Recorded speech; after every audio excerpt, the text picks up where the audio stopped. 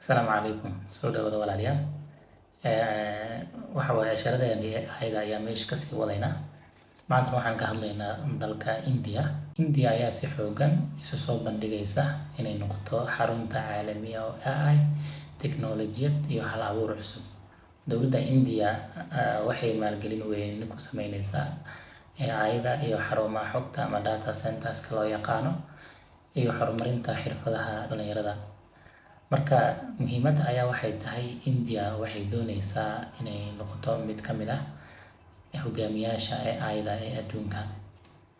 Dowladda ayaa waxay taageeraysaa startups-ka iyo cilmi baariska AI-da iyo waxbarashada dhanka weliba tiknoolajiyada.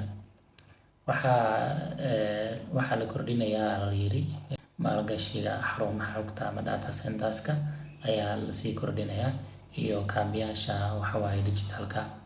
India waxay ku baaqday in AI loo horumariyo si mas'uuliyad leh oo anshax leh.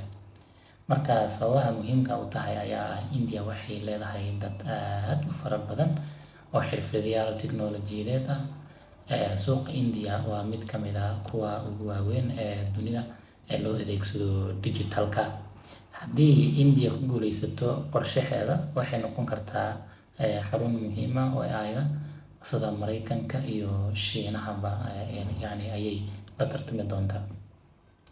Marka maxay ka dhigan tahay marka adduunyada kale maxay uga dhigan tahay marka tartanka AI-da ee caalamka ayaa sii xoogeysanaya sida la socotiinba. Marka shirkadaha AI-da waxay heli karaan fursado cusub oo maalgashi iyo dhaqaale xirfadlayaal.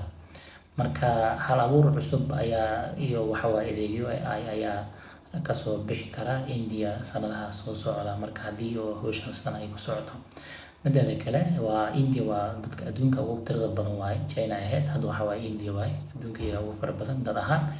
Xirfadlayaal haddii la dhaho dad aad wax u bartay oo malaayiin ah ayaa joogaan weliba shaqo la'aan haysato xirfadeyna meesha la fadhiyo. Haddaad tagto wadamadan oo caalamka ee horumaray sida Mareykanka iyo Carabtan iyo meel walba haddaad tagto, waxaad arkaysaa waa dadka ugu fara badan ee tiknoolajiyada iyo aaladahan AI-da waxaana ka shaqeeyo waa dad India weeye.